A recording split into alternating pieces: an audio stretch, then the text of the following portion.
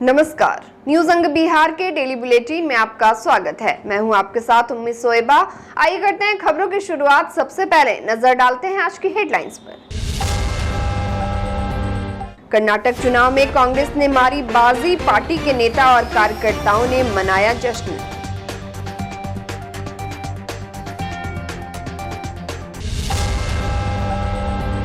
राष्ट्रीय लोक अदालत में हजारों मामलों का हुआ निष्पादन, 26 बेंचों पर पक्षकारों की उमड़ी भीड़।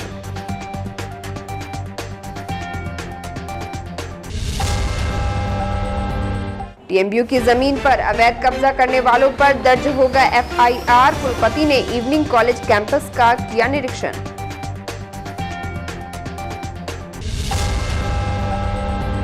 गर्मी बढ़ते ही शहर में गहराया जल संकट, पदाधिकारी दे रहे आश्वासन, जनता परेशान।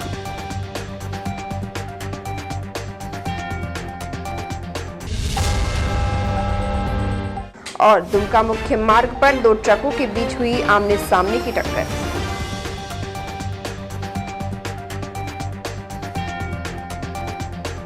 और अब समाचार विस्तार से। कर्नाटक राज्य की सत्ता पर काबिज होने के लिए बीजेपी, कांग्रेस और जेडीएस के बीच कड़ा मुकाबला चल रहा था। तीनों पार्टियों के नेताओं के बीच चुनाव प्रचार के दौरान भी खूब जुबानी जंग देखने को मिली थी, लेकिन कांग्रेस ने भारी बहुमत से कर्नाटक चुनाव में जीत सुनिश्चित कर ली है। इसको लेकर कांग्रेसियों में खुशी की लहर देखी जा रही है। इस खुशी में कांग्रेस विधानमंडल दल के नेता अजीत शर्मा भी अपने आप को रोक नहीं पाए। उन्होंने कांग्रेसी कार्यकर्ताओं को मिठाई खिलाकर एवं अबीर गुलाल लगाकर बधाई दी। उन्होंने कहा कि राहुल गांधी भारत जोड़ो यात्रा निकालकर देशवासियों को एक करने का काम करते हैं, लेकिन बीजेपी देश में धर्म के नाम पर फूट डालने का काम करती है, जिसके चलते आज कर्नाटक की जनता ने बीजेपी को जवाब दे दिया है।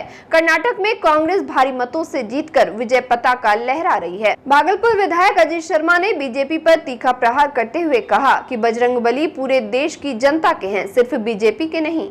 और कर्नाटक में आप लोगों ने, सभी लोगों ने देखा, ये जनता की जीत है। कर्नाटक की जनता की जीत के साथ साथ देश की जनता की जीत है। ये दिखा दिया जनता ने कि भारतीय जनता पार्टी जो देश को तोड़ने का काम कर रही है, लोकतंत्र की हत्या कर रही है, संविधान तोड़ने का काम कर रही है, नफरत फैला रही थी पूरे देश में, और महंगाई आकाश छू रहा था, युवकों को रोजगार नहीं दे पा रहा था। कर्नाटक की जनता ने ये दिखा दिया कांग्रेस पार्टी को जिता के। मैं पूरी कर्नाटक जनता को सैल्यूट करता हूँ, नमन करता हूँ। इसी तरह चाहेंगे कि सभी स्टेट में सभी जनता मिलकर भारतीय जनता पार्टी को 2024 से गद्दी से उतारे और कांग्रेस को बैठाए ताकि देश आगे बढ़ सके। जिला विधिक सेवा प्राधिकार के तत्वाधान में शनिवार को इस वर्ष के दूसरे राष्ट्रीय लोक अदालत का आयोजन भागलपुर के न्यायालय परिसर में आयोजित किया गया। राष्ट्रीय लोक अदालत का विधिवत उद्घाटन भागलपुर के जिला एवं सत्र न्यायाधीश रूपेश देव, जिलाधिकारी सुब्रत कुमार सेन, वरीय पुलिस अधीक्षक आनंद कुमार, जिला विधिक सेवा प्राधिकार की सचिव ज्योति कुमारी के अलावे कई गणमान्य के द्वारा दीप प्रज्वलन कर किया गया। कार्यक्रम के दौरान मंच संचालन रमन कर्ण कर रहे थे। गौरतलब है कि आज के इस राष्ट्रीय लोक अदालत के सफल आयोजन के लिए कुल 26 बेंचों में भागलपुर में 18, नौगछा में 6 और कहलगांव में 2 बेंच बनाए गए थे। इस बार 28,000 नोटिस भी दिए गए थे। साथ ही लोगों को जागरूक करने के लिए गांव-गांव जागरूकता रथ भी निकाली गई थी, जिससे कि केसों का निष्पादन ज्यादा से ज्यादा हो सके। बता दें कि राष्ट्रीय लोक अदालत विवादों को समझौते के माध्यम से निःशुल्क सुलझाने के लिए एक वैकल्पिक मंच है, जिसमें बिजली, अनुमंडल राजस्व, सिविल, पारिवारिक, पानी, एक्सीडेंटल, बैंक संबंधी, श्रम संबंधी, ट्रैफिक चालान संबंधी कई केसों का निष्पादन किया गया। वही जिलाधिकारी सुब्रत कुमार सेन ने बताया कि उच्चतम न्यायालय एवं उच्च न्यायालय के आलोक में राष्ट्रीय लोक अदालत में भागलपुर में काफी वादों का निष्पादन हो रहा है। इस बार उम्मीद है कि पिछले साल से भी ज्यादा केसों का निष्पादन किया जाएगा। डीएम ने बताया कि जितने भी पक्षकार हैं वे पहुंचकर अपने केसों का निष्पादन करने में लगे हुए हैं। न्यायालय से लेकर प्रशासन तक इस कार्यक्रम को सफल बनाने में सहयोग कर रही है। उद्घाटन कार्यक्रम के दौरान विभिन्न कोर्ट के न्यायिक पदाधिकारी, शहर के गणमान्य चिकित्सक, अधिवक्ता, जिला विधिक सेवा प्राधिकार के कई पदाधिकारी एवं कर्मी मौजूद थे। अदालतों का आयोजन विभिन्न स्तरों पर लगातार हो रहा है और इसमें माननीय उच्चतम न्यायालय और माननीय उच्च न्यायालय के स्तर से विस्तृत दिशा निर्देश प्राप्त हैं। उसी के आलोक में जितने भी पक्षकार हैं यहाँ उपस्थित होकर के एक एमिकेबल जो उसका सॉल्यूशन होता है विभिन्न वादों का, जो बहुत सालों से विभिन्न कारणों से लंबित रहते हैं, तो ये एक प्लेटफॉर्म प्रदान करता है लोक अदालत, जहां उन वादों का निष्पादन होता है। और जिला एवं सत्र न्यायाधीश महोदय के नेतृत्व में सारे जितने हमारे न्यायिक पदाधिकारीगण हैं और जो प्रशासन का भी जो सहयोग है, उसके सहयोग से आज की ये लोक अदालत काफ़ी सक्सेसफुल रहेगी। तिलका मांझी भागलपुर विश्वविद्यालय की खाली पड़ी जमीन पर हो रहे अवैध कब्जे को लेकर अब कुलपति प्रोफेसर जवाहर लाल हरकत में आ गए हैं। वीसी ने अतिक्रमणकारियों को 1 सप्ताह के भीतर जमीन खाली करने का निर्देश दिया है। उन्होंने कहा कि जो लोग समय सीमा के भीतर खुद से अवैध कब्जा नहीं हटाएंगे, उनके खिलाफ FIR दर्ज कराया जाएगा। दरअसल शनिवार को TMU के कुलपति प्रोफेसर जवाहर लाल अपने कई अधिकारियों और फोर्स के साथ सराय स्थित महादेव सिंह कॉलेज के समीप इवनिंग कॉलेज परिसर की खाली पड़ी जमीन का जायजा लेने पहुंचे थे, जहां उन्होंने चारों तरफ अतिक्रमण और अवैध कब्जा देखा। इसके बाद कुलपति प्रोफेसर जवाहर लाल के तेवर काफी तल्ख हो गए। मौके पर ही कुलपति ने कॉलेज कैंपस में रह रहे कई कर्मियों को कमरा खाली करने का नोटिस देने की बात कही। साथ ही कर्मियों के आवंटित कमरों की सूची भी देखने का आदेश विश्वविद्यालय के अधिकारियों को दिया। निरीक्षण के दौरान कुलपति ने जर्जर भवन में अवैध कब्जा, कॉलेज कैंपस की जमीन पर गाय भैंस के लिए बनाए गए बथान, कई रूम और हॉल में अनाधिकृत तरीके से रखी गई वस्तुओं, लावारिस अवस्था में पड़ी कार, चोरों द्वारा काटकर ले जाए जा रहे गेट और ग्रिल की स्थिति, कैंपस में नशेड़ियों की ओर से फेंकी गई शराब की बोतल और दीवारों पर ठोके गए गोईठे को देखकर आग बबूला हो गए। इस दौरान कुलपति को बताया गया कि एक स्थान पर कुछ लोग मजार होने की बात कह रहे हैं, जबकि पहले ऐसा नहीं था। इतना सुनते ही कुलपति उस स्थान पर पहुंच गए और लोगों से जानकारी ली। वही मजार की बात पर कुलपति प्रोफेसर जवाहर लाल ने कहा कि इसका इतिहास देखा जाएगा। अगर पूर्व से वहां वास्तव में मजार शरीफ होगी तो उसे सुरक्षित रहने दिया जाएगा, और अगर किसी ने गलत नियत से ऐसा किया है तो विश्वविद्यालय प्रशासन उस पर कार्रवाई भी करेगा। निरीक्षण के क्रम में कुलपति की नजर BN कॉलेज में कार्यरत कर्मी शंभुनाथ सिंह के क्वार्टर जाने वाले रास्ते पर भी पड़ गई, जहां काफी मात्रा में धूप में रखकर भांग सुखाया जा रहा था। इतना देखते ही तपिश भरी गर्मी में कुलपति का पारा 7वें आसमान पर पहुंच गया। मौके पर ही उन्होंने कर्मी शंभुनाथ से स्पष्टीकरण पूछने और जवाब संतोषजनक नहीं आने पर सस्पेंड कर देने का आदेश दे डाला। कुलपति ने देखा कि जो लोग सर्विस में नहीं है, उसकी भी फैमिली कॉलेज में बने कैमरे में अवैध रूप से रह रही है। कई कर्मियों को तो खुद कुलपति ने जल्द से जल्द कमरा खाली करने की चेतावनी देते हुए हड़काया। प्रोफेसर जवाहर लाल ने वार्ड नंबर 17 के पार्षद अशोक पटेल से भी अतिक्रमण खाली करवाने में सहयोग करने की बात कही। कुलपति ने अंदेशा जताया कि कभी भी यहाँ का भवन धाराशाही हो सकता है, इसलिए जल्द से जल्द पूरे कैंपस में बुलडोजर चलाया जाएगा। उन्होंने बताया कि TMU में डिपार्टमेंट ऑफ एजुकेशन खोलने के लिए एकेडमिक काउंसिल और सिंडिकेट से निर्णय हो चुका है। जल्द ही इस स्थान को बाउंड्री करवाकर नए भवन का निर्माण कराया जाएगा। कुलपति प्रोफेसर जवाहर लाल के निरीक्षण के दौरान प्रतिकुलपति professor Ramesh Kumar, registrar doctor Girijesh Nandan Kumar, DSW professor Yogendra proctor, professor SD Jha, college inspector professor Sanjay Jha, professor Ashok Thakur, professor Shrimant Mukhopadhyay के अलावा संबंधित थाने की पुलिस समेत कई अधिकारी और कर्मी मौजूद रहे। ऐसा है कि विश्वविद्यालय का जो एकेडमिक काउंसिल है, विद्वत परिषद और सिंडिकेट, इससे निर्णय लिया जा चुका है कि यहाँ पर department of education Tilka Manjhi Bhagalpur विश्वविद्यालय का होगा। उसके लिए पहला कंडीशन होता है NCT का कि उसका अपना बिल्डिंग होना चाहिए। तो यह शहर के बीच में है, हमको पता चला, तो मैंने सोचा कि इसको पहले देख लें। यहाँ देखने के बाद पता चला कि यहाँ करीब 8-9 भैंस है ना, अनऑक्यूपाइड बहुत सारे लोग रह रहे हैं। ऐसे ऐसे लोग रहे हैं जो हमारे स्टाफ भी नहीं थे। बहुत तरह की बातें, कोई तरह की घटना कुछ भी हो सकती है। ऊपर मैंने देखा तो सिगरेट, स्मैक, शराब की बोतलें, बहुत सारी चीज़ें हैं। तो मेरे कहने का मतलब यह है कि यहाँ से तो घटना कभी भी घट सकती है। तो आज मजार है, सबसे बड़ा महत्वपूर्ण चीज़ है कि इसके अंदर मजार किसी ने बना दिया, जबकि पहले नहीं था। तो मेरी नज़र आई है, मैं इसका इंस्पेक्शन किया हूँ अभी। उधर पीछे में सब अनऑथराइज लोग रहते हैं। तो यहाँ के जो प्रिंसिपल जो अभी भी हैं, BN कॉलेज दूसरी जगह चला गया, तो उसमें मैं पहले एक लिस्ट मांगता हूँ कि इसमें कौन कौन अपना स्टाफ है, कौन है पुराना, कौन रिटायर है, कौन अभी वर्तमान में है। तो लिस्ट आ जाएगी, तो उनको तो इमीडिएटली खाली करा दूंगा 1 सप्ताह के अंदर। और जो भी हैं उन सभी को हमने कह दिया कि आप लोग यहाँ से चले जाएं।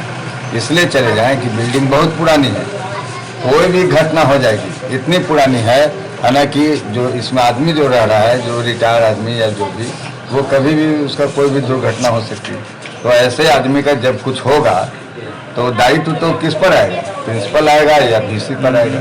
तो एक नोटिस दे रहे हैं कि आप लोग सभी जो है ना, जितने लोग हैं वो खाली कर दें, और जो पुराने बिल्डिंग बिल्कुल हैं उनको JCB से मैं तोड़वाऊंगा और नया कंस्ट्रक्शन जो है इसमें स्टार्ट की जाएगी। भागलपुर स्मार्ट सिटी में जल संकट गहराने से त्राहिमाम की स्थिति उत्पन्न हो गई है। भागलपुर नगर निगम शहरवासियों को जल संकट से निजात दिलाने में विफल साबित हो रही है। मामला भागलपुर नगर निगम क्षेत्र के वार्ड नंबर 7 का है, जहां पानी की घोर समस्या पिछले 1 महीने से हो रही है। बता दें कि वार्ड नंबर 7 में एक ही बोरिंग है जो पिछले 1 महीने से खराब पड़ा हुआ है। सामाजिक स्तर से बोरिंग को ठीक कराने का प्रयास भी किया गया था, लेकिन ठीक नहीं हो पाया। इस बात की सूचना नगर आयुक्त और नगर निगम के जल संसाधन विभाग के अधिकारी को दिया गया, लेकिन उनके स्तर से कोई भी कार्रवाई अब तक नहीं की गई, जिसकी वजह से वार्ड नंबर 7 की जनता जल संकट से परेशान है। वही बोरिंग ऑपरेटर ने कहा कि बोरिंग की मरम्मत के लिए विभाग को सूचना दी गई है। विभाग के द्वारा जल्द ही इसे ठीक करवाकर मशीन को चालू कर दिया जाएगा। इधर समाज सेवी निजाहत अंसारी और ग्रामीणों ने कहा कि वार्ड नंबर 7 में लगभग 10,000 की आबादी है जो जल संकट से जूझ रही है। लोग अगल बगल के वार्ड में जाकर पानी ला रहे हैं। गनीमत यह है कि यहाँ पर एक प्याऊ है जिससे लोग थोड़ी थोड़ी पानी लेकर काम चलाते हैं। पहले से भी बोरिंग खराब है। 7 नंबर का एक बोरिंग और गला हुआ है, अजीत शर्मा फंक्शन का गला हुआ था, वहाँ तक पाइप बिछा हुआ। कुछ हिस्सा कस्बा में पाइप नहीं बिछा है। कुछ उन लोगों ने पाइप जोड़ने के लिए अधगारे में आते हैं, उसको घुरा देते हैं। अब इधर मालूम हुआ कि एस्टीमेट बना है, पास हुआ कि नहीं हुआ, जड़ बगैर बोरिंग खराब। इस बोरिंग में पानी बहुत कम है, इसमें जो है 7-7.5 HP का मोटर लगा हुआ है। ये मोटर जो है पानी देता नहीं, मतलब बहुत बड़ा एरिया, बहुत बड़ा वार्ड है। तो इसके में एक बोरिंग और गलाया गया था, जफर जो कॉन्सेप्ट था उसी टाइम में उस पास हुआ था, वही चालू हो गया। पानी बहता रहता है, पाइप को जोड़ने लगा, उसमें जोड़ देगा इसमें यहाँ, तो हम लोग को पानी इधर सबको मिलना लगा। बाकी उसका पाइप का बिछने का क्या प्रोसेस है वो तो उसका प्रोसेस है। तो समस्या ये है कि ये जिस टाइम बोरिंग तैयार हुआ तो उसी समय इसमें 12 से 15 HP का मोटर डाला गया, और जब कुछ खराबी इसके अंदर टेक्निकल होता है और ये बोरिंग निकलने के बाद, ये पाइप मोटर निकलने के बाद उसको 1 HP करके कम करके उसमें फिर डाला जाता है। डालते ये नतीजा है कि आज 7 HP का इसमें रह गया, और ये 10,000 की आबादी है। हसनाबाद वार्ड नंबर 7 में 10,000 की आबादी है। एक बोरिंग चाहिए, हम लोग किसी तरीके से अपने गुजारा कर रहे थे पानी। अगर पानी किसी को पूरा किसी को नहीं पूरा, आज ये स्थिति है कि ये बोरिंग 1 महीने से, लगभग 1 महीने से, त्योहार से 2 दिन पहले से ये बोरिंग बंद पड़ा हुआ। इस पर कोई भी सुनवाई नहीं हो रहा, कोई भी कार्रवाई नहीं हो रहा, और हम लोग पानी के लिए दूर दराज जा रहे। वार्ड नंबर 7 से निकल के 8 नंबर में जा रहे पानी के लिए। भागलपुर दुमका मुख्य मार्ग पर बैजानी पेट्रोल पंप के समीप एले सुबह 2 ट्रक में आमने सामने भीषण टक्कर हो गई, जिसमें ट्रक चालक और मोटरसाइकिल सवार गंभीर रूप से घायल हो गया, जबकि ट्रक के खलासी की मौत हो जाने की सूचना है। घटना को लेकर ग्रामीणों ने बताया कि बाइक को बचाने में दोनों ट्रक आपस में भिड़ गए, जिसमें बाइक सवार युवक और ट्रक चालक गंभीर रूप से घायल हो गए। जिसके बाद घटना की सूचना मिलते ही बाईपास TOP थाना पुलिस घटनास्थल पर पहुंची एवं ग्रामीणों की मदद से सभी घायल को मायगंज अस्पताल में इलाज के लिए भर्ती कराया गया। घटना की वजह से मुख्य सड़क पर जाम की स्थिति उत्पन्न हो गई, जिसको देखते हुए प्रशासन ने काफी मशक्कत से जाम को हटाया। तो ये दुर्गापुर जा रहा था, तो एक गाड़ी श्रीवान के साइड से और एक जगदीशपुर के साइड से आ रहे थे। बीच से बाइक एक क्रॉस किया, इससे जो ट्रक चालक जो है अपना काबू खो दिया और दोनों आपस में टकरा गए। फिर हमने जो है देखा, मतलब कि एक्सीडेंट के बाद हम तुरंत बाईपास थाना को संपर्क किए, उन्होंने फोर्स भेजकर यहाँ पर काबू पा लिया और जो भी मतलब कि जिनका एक्सीडेंट हुआ था उसको हॉस्पिटल भेज दिया। और वक्त हो चला एक छोटे से ब्रेक का, मिलते हैं ब्रेक के बाद।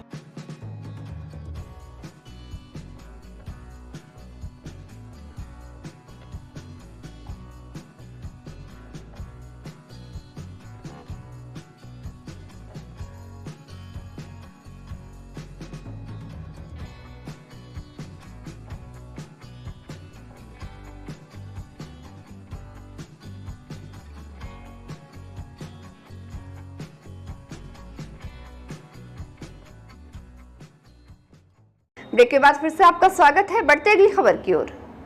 सीबीएसई की 12वीं परीक्षा में भागलपुर माउंट जियोन एकेडमी 10+2 का रिजल्ट शानदार रहा। स्कूल के चेयरमैन विष्णु इस्लामपुरिया, निदेशक रवि प्रधान, मैनेजिंग डायरेक्टर विनीत अग्रवाल, शिक्षक अरुण कुमार सिंह, संतोष श्रीवास्तव, जीशान अहमद, आशुतोष मिश्रा, कमलेश चौबे, कृष्ण मोहन पांडे ने छात्रों को बधाई देते हुए उज्जवल भविष्य की कामना की। बता दें कि 12वीं के कॉमर्स संकाय में अमृत खेतान को 95%, ऋतुश्री को 93%, दिशा गौतम को 93%, ऋचा को 92%, पायल को 91%, निधि को 87%, प्रगन्या को 90%, जिया को 86% प्राप्त हुए हैं। वही 12वीं के साइंस संकाय में साध्विकी को 88%, धर्मज्योति को 85%, अरिशा को 86%, प्रतिप्रिया को 82%, जानवी, रिद्धि, आया को 82% अंक मिले हैं। भागलपुर जिला अंतर्गत सुल्तानगंज के एसगैवीनाथ नमामि गंगे घाट पर झारखंड कोडामा से मुंडन कराने 40 से 50 की संख्या में आई महिलाओं में से एक महिला अचानक गंगा घाट से गायब हो गई।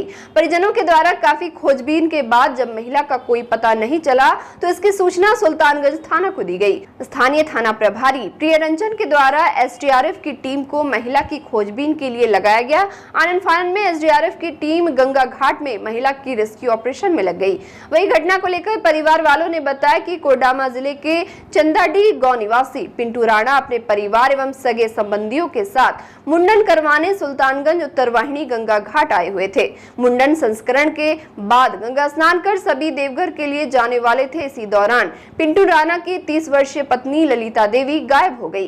काफी खोजबीन के बाद जब वह नहीं मिली तो परिवार वालों द्वारा गंगा घाट में डूबने की आशंका जताई गई, जिसको लेकर एसडीआरएफ की टीम गंगा में डूबी हुई महिला का रेस्क्यू ऑपरेशन कर रही है।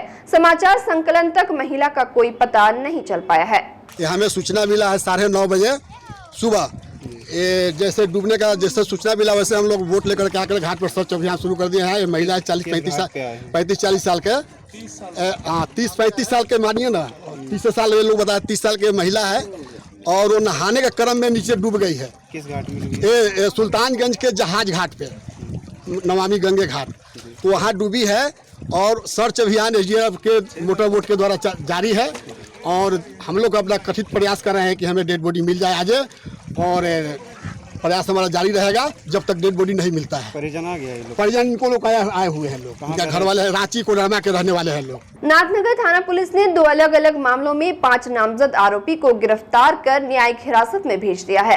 नाथनगर थाना के प्रभारी थाना अध्यक्ष मोहम्मद मेहताब खान ने बताया, SC/ST मामलों में फागो मंडल, फूडो मंडल, बिंदेश्वरी यादव और अनूपलाल मंडल को परबत्ता थाना क्षेत्र के अलालपुर शंकरपुर से गुप्त सूचना पर छापेमारी कर गिरफ्तार किया गया, जबकि नाथनगर थाना क्षेत्र के शंकरपुर बिंदटोली में गुप्त सूचना पर छापेमारी करते हुए करीब 1 वर्षों से शराब मामले में फरार चल रहे नामजद आरोपित शंभू महतो को गिरफ्तार कर न्यायिक हिरासत में भेज दिया गया है। और अंत में चलते चलते फिर से नजर डालते हैं आज की हेडलाइंस पर। कर्नाटक चुनाव में कांग्रेस ने मारी बाजी, पार्टी के नेता और कार्यकर्ताओं ने मनाया जश्न।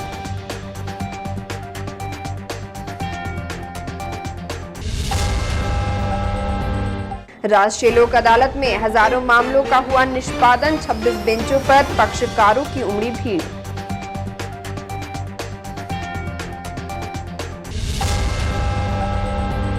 टीएमयू की जमीन पर अवैध कब्जा करने वालों पर दर्ज होगा FIR। कुलपति ने इवनिंग कॉलेज कैंपस का किया निरीक्षण।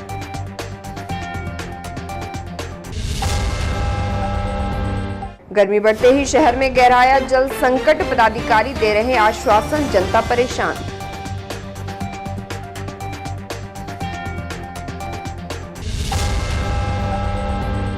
और दुमका मुख्य मार्ग पर 2 ट्रकों के बीच हुई आमने सामने की टक्कर।